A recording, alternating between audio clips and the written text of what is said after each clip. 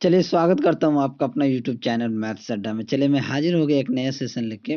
आज हम पढ़ेंगे इसकी झा एनटीपीसी प्रैक्टिस सेट से सामान्य जानकारी यानी जीके। ठीक है, आज हम जीके उठाए हुए हैं प्रैक्टिस सेट 1 से। ठीक है, तो चलिए आज का पहला क्वेश्चन हम देखते हैं कि सिंधु घाटी सभ्यता कितनी वर्ष पुरानी है और दक्षिण में गंगा घाटी के निचले क्षेत्रों व उत्तर में मालवा तक फैली हुई है। ये हमसे क्वेश्चन पूछा गया। ठीक है, तो देखिए सिंधु घाटी सभ्यता जो भारत की सबसे प्राचीनतम ज्ञात सभ्यता है। ठीक है, जिसे मूलतः हड़प्पा सभ्यता के नाम से जाना जाता है और इसका काल जो है ना 3000 ईसा पूर्व है। तो ऑप्शन सी हमारा सही आंसर हो जाएगा। इसका पीडीएफ मैं टेलीग्राम चैनल पे अपना मैथ अड्डा सारन, आप लोग टेलीग्राम चैनल से जुड़ जाएं। ये सारा पीडीएफ मैं टेलीग्राम चैनल पे आप लोग को दे दूंगा। ठीक है, चलिए दूसरा क्वेश्चन है कि बसीन की संधि पर किस वर्ष हस्ताक्षर किए थे। तो बसीन की संधि पर पेशवा बाजीराव द्वितीय एवं अंग्रेज के मध्य दिसंबर जो 1802 ईस्वी को साइन किया गया है। तो ऑप्शन बी हमारा सही आंसर हो जाएगा। ठीक है, तीसरा क्वेश्चन है कि मद्रास में वेद समाज की स्थापना कब की गई थी। तो देखिए मद्रास में जो वेद समाज की स्थापना की गई थी ये 1864 ईस्वी में केशव चंद्र सेन की प्रेरणा से श्रीधर नायडू ने मद्रास में वेद समाज की स्थापना की। तो ठीक है, तो हमारा ऑप्शन कौन सा सही हो जाएगा? ऑप्शन डी हमारा सही हो जाएगा। ठीक है, और अगला क्वेश्चन नंबर 4 कि 1915-16 में स्थापित होम रूल लीग निम्न में से किसकी सहायक इकाई के रूप में काम करती है। तो होम रूल लीग जो है वो आपको भारतीय राष्ट्रीय कांग्रेस यानी कि ऑप्शन बी हमारा भारतीय राष्ट्रीय कांग्रेस के द्वारा की गई। ठीक है, उसमें काम करती है।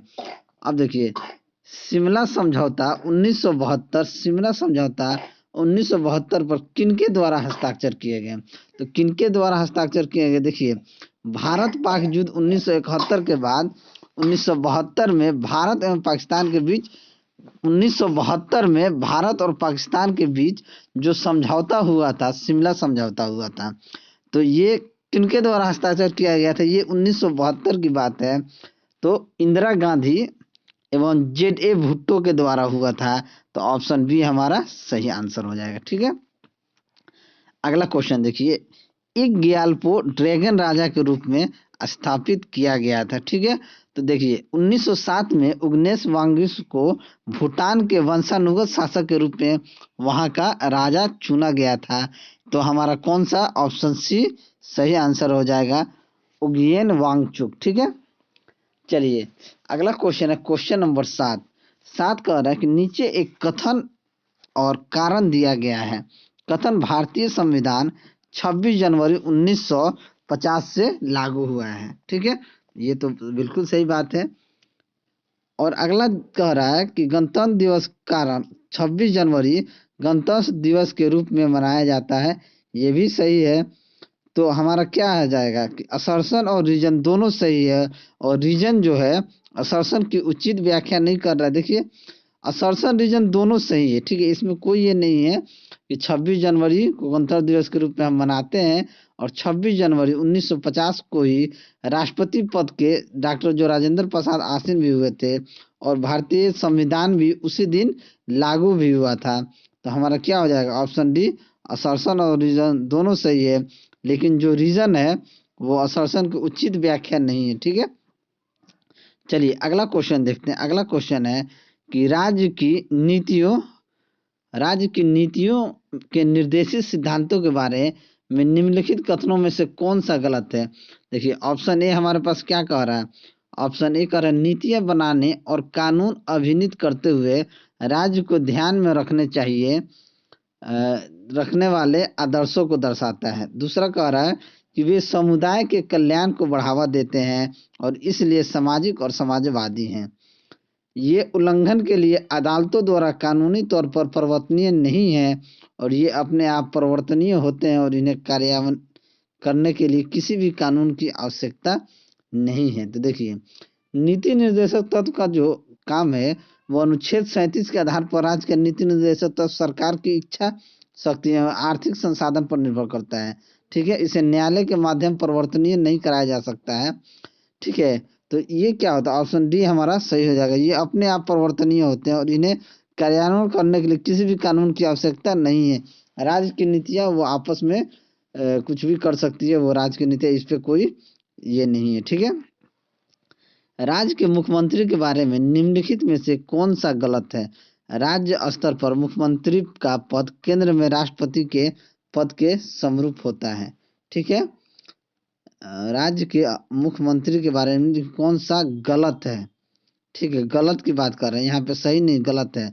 तो ऑप्शन बी कह रहा है राज्यपाल केवल उन व्यक्तियों को मंत्री नियुक्त करता है जिनके लिए मुख्यमंत्री सिफारिश करता है, ये बात सही है।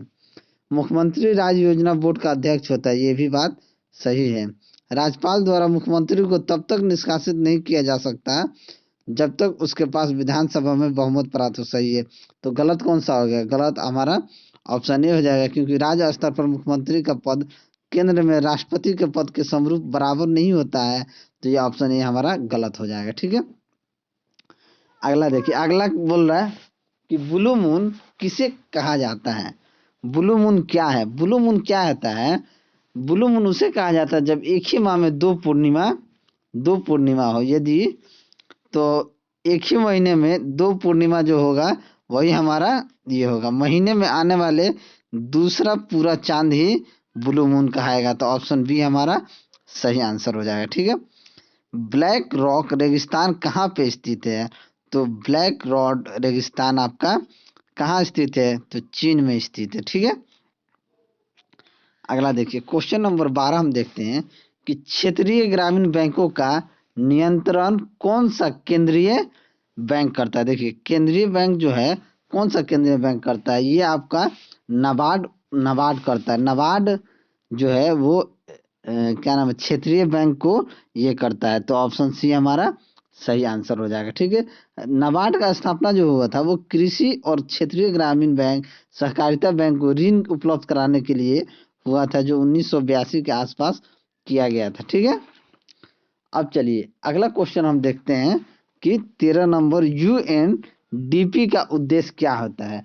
यूएनडीपी का जो उद्देश्य होता है ये आपका आर्थिक और सामाजिक विकास को गति प्रदान करने के लिए, आर्थिक और सामाजिक विकास को गति प्रदान करने के लिए टेक्निकल यानी तकनीकी सहायता प्रदान करना ही यूएनडीपी का काम होता है। ठीक है। यूएनडीपी का स्थापना आप अगर पूछे तो ये 1965 में इसका स्थापना किया गया था। ठीक है। चलिए अगला क्वेश्चन देखते हैं, क्वेश्चन नंबर 14, विश्व जल दिवस कब मनाया जाता है। विश्व जल दिवस प्रत्येक वर्ष 22 मार्च को मनाया जाता है। ठीक है। प्रसिद्ध तिरुमाला मंदिर किस पहाड़ी पर स्थित है। तो तिरुमाला मंदिर जो है वो आंध्र प्रदेश के चित्तूर में तिरुमाली पहाड़ी का वेंकटेद्री पहाड़ी पर अवस्थित है। तो हमारा ऑप्शन कौन सा सही हो जाएगा, ऑप्शन डी हमारा सही आंसर हो जाएगा। ठीक है। चलिए अगला क्वेश्चन देखते हैं, क्वेश्चन नंबर 16। क्वेश्चन नंबर 16 क्या कह रहा है कि 6000 एंगस्ट्रॉम तरंगदैर्घ्य का एक वर्णीय प्रकाश निर्वात से 15 अपवर्तनांक वाले माध्यम में प्रवेश करता है। इस माध्यम से प्रकाश का तरंगदैर्घ्य क्या हो जाएगा। तो लेमडा क्या होगा, लेमडा जो है लेमडा माध्यम में जो जाएगा, लेमडा जो माध्यम में जाएगा ये क्या हो जाएगा, 6000 बट्टा ये आपका 1.5 होगा, ये 15 नहीं होगा, अपवर्तनांक होता है 1.5। तो 6000 से 1.5 को भाग देंगे तो हमारे पास क्या आ जाएगा, 4000 एंगस्ट्रॉम आंसर आ जाएगा। तो ऑप्शन सी हमारा सही आंसर हो जाएगा। ठीक है। अगला क्वेश्चन कह रहा है कि दिए गए बल और विस्थापन की दिशा के बीच कोण 90 डिग्री है, तो किया गया कार्य का मान क्या होगा। देखिए वर्क क्या होता है, वर्क होता है एफ एस कॉस थीटा होता है, वर्क जो है एफ एस कॉस थीटा होता है। ठीक है। अब जो दिया गया कार्य, किया गया कार्य का जो कोण का मान दिया हुआ है, अब देखिए एफ एस कॉस थीटा में, एफ एस कॉस थीटा में थीटा का मान हमारे पास क्या आ गया, 90 डिग्री आ गया। हम जानते हैं कि कॉस 90 डिग्री का मान क्या होता है, कॉस 90 डिग्री का मान 0 होता है। जब 0 आ गया तो हमारे पास क्या आंसर हो जाएगा, शून्य। ऑप्शन डी हमारा सही आंसर हो जाएगा। ठीक है। अब देखिए अगला क्वेश्चन 18 नंबर कह रहा है कि एक सरल लोलक आवर्त गति संपन्न करने वाले कण का समय विस्थापन समीकरण दिया गया है y बराबर 3 sin 10 थीटा। लेकिन जो सरल लोलक का जो विस्थापन होता है हम कैसे निकालते हैं, y बराबर a sin ओमेगा टी से निकालते हैं, a sin ओमेगा टी से निकालते हैं। तो a sin ओमेगा टी से निकालते हैं तो 3 क्या हो जाएगा, a की जगह 3 हो जाएगा, साइन की जगह साइन रहेगा, ओमेगा की जगह 10 हो जाएगा टी। ओमेगा क्या होता है, ओमेगा जो घूर्णन ओमेगा होता है वो हमें 2 पाई n होता है। तो n का मान अगर हमसे पूछे तो हम 10/2 पाई कर देंगे। तो a का मान हमारे पास निकल के आ जाएगा, आपका a का मान हमारे पास निकल के आ जाएगा n बराबर 10/2 पाई। तो n के पास हमारे पास आ जाएगा 10/2 पाई। n का मान हमारे पास क्या आ गया, ओमेगा 10 है तो n का मान 10/2 पाई हर्ट्ज आ जाएगा। तो कौन सा सही आंसर हो जाएगा, तो ऑप्शन सी हमारा सही आंसर हो जाएगा। ठीक है, चलिए अगला क्वेश्चन देखते हैं। क्वेश्चन नंबर 19, प्रकाशिक तंतु किस सिद्धांत पर काम करता है। प्रकाशिक तंतु जो है वो पूर्ण आंतरिक परिवर्तन के सिद्धांत पर कार्य करता है, पूर्ण आंतरिक परिवर्तन पे काम करता है। तो ऑप्शन बी हमारा सही आंसर हो जाएगा। ठीक है, एसी और डीसी किसके रूप होते हैं। एसी और डीसी जो होता है, एसी मतलब अल्टरनेटिंग करंट और डीसी मतलब डायरेक्ट करंट। ठीक है, तो ये किसके रूप में होते हैं, चार्ज का प्रवाह, वोल्टेज का प्रवाह, विद्युत का प्रवाह। तो ये आपका चार्ज के प्रवाह के रूप में होते हैं। ठीक है, अगला क्वेश्चन है, जब 100 न्यूटन का एक बल 50 किलोग्राम द्रव्यमान की एक वस्तु पर लगाया जाता है तो उत्पन्न होने वाले त्वरण की गति क्या होगी। देखिए एफ बराबर क्या होता है, एफ बराबर एम में। ठीक है, अगर हमसे ए पूछा जाए तो ए बराबर क्या हो जाएगा, फोर्स बट्टा मास। तो हमारे पास मास कितना दिया है, 100 न्यूटन, फोर्स 100 न्यूटन दिया है, मास दिया है 50। तो 50 दूनी 100 यानी कि 2 मीटर पर सेकेंड हमारे पास इसका त्वरण आ जाएगा। तो ऑप्शन बी हमारा सही आंसर हो जाएगा। चलिए अगला क्वेश्चन देखते हैं 22 नंबर, किसी वस्तु का ताप निर्देशक क्या होता है। ताप क्या होता है, ताप पदार्थ के अणुओं की औसत गति का, पदार्थ के अणुओं की औसत गतिज ऊर्जा ताप होती है। ताप बटा उष्मा यानी कि अणुओं की गतिज ऊर्जा होती है। ठीक है, तो ऑप्शन बी हमारा सही आंसर हो जाएगा। यदि एक पदार्थ का पीएच मान 7 से कम होता है तो उसे क्या माना जाएगा। देखिए अगर किसी भी संख्या का पीएच का मान 7 से कम होता है तो वह अम्लीय होता है, और पीएच 7 से अधिक होता है तो वो क्षारीय होता है। जिसका मान पीएच 7 से कम होगा वो क्या होगा, वो आपका पीएच मान 7 से कम हो, देखिए रुकिए, पीएच, यदि एक पदार्थ का पीएच मान 7 से कम होता है तो उसे क्या माना जाता है। देखिए पीएच मान 7 से कम होता है तो वे अम्लीय होते हैं, और जिन विलयन का पीएच मान 7 से अधिक होता है वो क्षारीय होते हैं। उदासीन विलयन के लिए पीएच का मान 7 होता है। ठीक है, तो क्या हो जाएगा, अगर एक पदार्थ का पीएच मान 7 से कम होगा, जब पीएच मान ही 7 से कम होगा तो वो क्या हो जाएगा, अम्लीय हो जाएंगे यानी कि एसिड।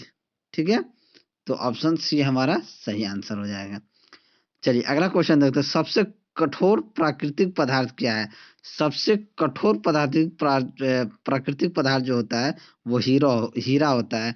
तो ऑप्शन ए हमारा सही आंसर हो जाएगा। देखिए हीरा जो होता है ना विद्युत का कुचालक होता है, और हीरा का अपेक्षिक घनत्व होता है 3.52। ठीक है, चलिए अगला क्वेश्चन देखते हैं 25 नंबर, निम्नलिखित में से किस चिकित्सा विज्ञान की कौन सी प्रशाखा यकृत के उपचार और अध्ययन से संबंधित है, यानी कि लीवर से संबंधित है। ठीक है, तो हेप्टोलॉजी जो होता है, हेप्टोलॉजी वो लीवर से संबंधित होता है। ठीक है, ये हेप्टोलॉजी में गॉल ब्लैडर, पैनक्रीज का अध्ययन किया जाता है। तो क्या हमारा हो जाएगा, ऑप्शन बी हमारा सही आंसर हो जाएगा। बादलों का रंग सफेद किसके कारण दिखता है। तो बादलों का रंग जो होता है वो प्रकाश के प्रकीर्णन के कारण बादल का रंग ये दिखता है। ठीक है, तो ऑप्शन डी हमारा सही आंसर हो जाएगा। निम्न में से किस युग के दौरान डायनासोर फले फूले। डायनासोर कब फले फूले, तो ये देखिए डायनासोर जो है वो आपका मेसोजोइक ईरा के समय फले फूले थे। ये मध्यजीवी महाकल्प है उस वक्त, इसको हिंदी में बोला जाता है मध्यजीवी महाकल्प, ठीक है। इस अवधि में 22.5 करोड़ से 6.5 करोड़ वर्ष पूर्व की इस बात है, ठीक है। चलिए अगला क्वेश्चन देखते हैं। बाइल का स्त्राव कहाँ होता है? बाइल का यानी लीवर या जिगर से पित्तरस का जो स्त्राव होता है वही बाइल होता है। तो क्या हो जाएगा? ऑप्शन बी हमारा सही आंसर हो जाएगा, ठीक है। चलिए अगला देखते हैं। अगला हम देखेंगे 29 नंबर क्वेश्चन। 29 नंबर में कह रहा है कि एक सीरियल पोर्ट क्या कर सकता है? सीरियल पोर्ट जो है वो क्या कर सकता है, ये हमसे पूछा गया है। तो सीरियल पोर्ट जो होता है ना, यूएसबी यूनिवर्सल सीरियल बस, मतलब क्या होता है? एक सीरियल पोर्ट किसी डेटा को कंप्यूटर में भेजने या कंप्यूटर से बाहर निकालने के लिए कार्य करता है। तो हमारा आंसर क्या हो जाएगा? केवल हार्ड ड्राइव से जानकारी स्थानांतरित करना, केवल हार्ड ड्राइव को जानकारी स्थानांतरित करना। ये दोनों में एक ही बात लिखा गया, तो ए और क्या हो जाएगा? ए और बी हम दोनों मार देंगे, ठीक है। 30 कह रहा है कि प्राकृतिक के क्लीनर्स में निम्न में से कौन है? तो कौन क्लीनर है? तो विघटक क्लीनर, क्योंकि विघटक या अवघट प्राकृतिक के सफाई कर्मी कहलाते हैं, क्योंकि ये सूक्ष्म जीवी, जीवाणु, विषाणु, प्रोटोजोआ हैं जो मृत पौधों तथा उपभोक्ताओं के मृत शरीर के जटिल कार्बनिक यौगिकों को साधारण यौगिक में अवघटित कर देते हैं, इसलिए वो विघटक हो जाएगा, ठीक है। चलिए अगला क्वेश्चन है 31 नंबर। दोलन करते लोलक का गोलक 100 सेकेंड में मध्य बिंदु से 100 बार गुजरता है, लेकिन तो लोलक की आवृत्ति क्या हो जाएगी? देखिए 100 सेकेंड में 50 दोलन करता है। 100 सेकेंड में 100 सेकेंड के मध्य बिंदु से 100 सेकेंड में मध्य बिंदु से गुजरता है। तो 100 सेकेंड में कितना बार दोलन करेगा? 50 बार इस छोर से उस छोर जाएगा, 50 बार जाएगा, ठीक है। दोनों तो मध्य बिंदु में आ रहा है, जा रहा है, तो 2 बार जा रहा है, ठीक है। तो यही हो जाएगा। 1 सेकेंड में कितना बार जाएगा? 50/100, ठीक है। तो इसकी आवृत्ति क्या हो जाएगी? 0.5 हर्ट्ज इसका आवृत्ति हो जाएगा। तो ऑप्शन सी हमारा सही आंसर हो जाएगा, ठीक है। चलिए अगला देखिए। अगला कर हाल ही में किसे नाबार्ड के नए अध्यक्ष के रूप में नियुक्त किया गया, ठीक है। तो अजीत हाल ही में किसे? तो ये हमारा हो जाएगा हाल ही में गोविंद राजूला चिंताला को नाबार्ड का ये किया गया, ठीक है। नाबार्ड का देखिए मैं फुल फॉर्म बता दूं, national bank for agriculture and rural development होता है। इसका स्थापना जो हुआ था कृषि शाखा के लिए 1982 ईस्वी में हुआ था। और इसका मुख्यालय की बात की जाए तो इसका मुख्यालय जो इसका हेड ऑफिस मुंबई में है, ठीक है। चलिए 33 नंबर देखिए। हाल ही में प्रसिद्ध व्यक्ति अजीत जोगी का निधन हुआ, वो किस राज्य के पहले मुख्यमंत्री थे? तो अजीत योगी जो थे वो आपका छत्तीसगढ़ के मुख्यमंत्री थे। विश्व पर्यावरण दिवस विश्व पर्यावरण दिवस वर्ल्ड इन्वायरमेंट डे हर वर्ष मनाया जाता है। ये कब मनाया जाता है? तो प्रत्येक वर्ष 5 जून को हमारा विश्व पर्यावरण दिवस मनाया जाता है, ठीक है। देखिए केंद्र सरकार ने हाल ही में कोलकाता पोर्ट ट्रस्ट का नाम बदलकर किस व्यक्ति के नाम पे रखा है, ठीक है। तो ये जो है श्यामा प्रसाद मुखर्जी के नाम पे बदल कर रखा गया है। तो ऑप्शन सी हमारा सही आंसर हो जाएगा, ठीक है। अगला क्वेश्चन देखिए। क्वेश्चन नंबर 36 कह रहा है हाल ही में कौन केरल की पहली डीजीपी नियुक्त की गई हैं? पहली डीजीपी किसको नियुक्त किया गया है? तो बहुत फेमस आर श्रीलेखा को डीजीपी नियुक्त किया गया है। ये 1991 के आईपीएस अधिकारी हैं, ठीक है। चलिए अगला क्वेश्चन 37। हाल ही में हुई घोषणा के अनुसार कहाँ पर दुनिया का सबसे बड़ा प्लेटफॉर्म 1400 मीटर बनाया गया है? तो ये आपका हुबली स्टेशन के पास, हुबली स्टेशन पे 1400 मीटर का प्लेटफॉर्म बनाया गया, ठीक है। इसके पहले गोरखपुर का प्लेटफॉर्म 1366 के आसपास था, ठीक है। चलिए 38 में हाल ही में किस देश द्वारा जारी नई राजनीतिक नक्शा में जम्मू कश्मीर, लद्दाख, जूनागढ़ को अपना हिस्सा दिखाया गया है, ठीक है। तो ये हाल ही में पाकिस्तान में ये दिखाया गया था, ठीक है। पाकिस्तान जम्मू कश्मीर और ये आपका उसका नक्शा में अपना दिखाया है। चलिए अगला में 39 नंबर में देखते हैं। सितंबर 2020 में एनएसओ द्वारा जारी आंकड़ों के अनुसार वित्त वर्ष 2020-21 की पहली तिमाही में भारत की जीडीपी वृद्धि दर कितने प्रतिशत दर्ज की गई थी? ये आप -22.6% यानी नेगेटिव में दर्ज की गई थी, तो -22.6% ये दर्ज किया गया था। लॉकडाउन के कारण ऐसा हुआ था। ठीक है, चलिए 40 number, overdraft saving the Indian saver पुस्तक के लेखक कौन है? तो overdraft saving the Indian saver पुस्तक के लेखक कौन है? तो ये आपका उर्जित पटेल है। ठीक है, ये उर्जित पटेल जी हमारे आरबीआई के गवर्नर भी रह चुके हैं। ये उस वक्त गवर्नर थे जब क्या नाम है नोटबंदी किया गया था, उस वक्त ये गवर्नर थे। ठीक है, तो चलिए, अगर हमारा वीडियो आपको अच्छा लगा हो तो वीडियो को लाइक करें, दोस्तों में शेयर करें, और हमारे चैनल पर नए हैं तो चैनल को सब्सक्राइब जरूर करें। चलिए, मैं ऐसे ही वीडियो लेके आपके सामने हाजिर होता रहूँगा। चलिए, मिलते हैं अगले वीडियो में, तब तक के लिए जय हिंद।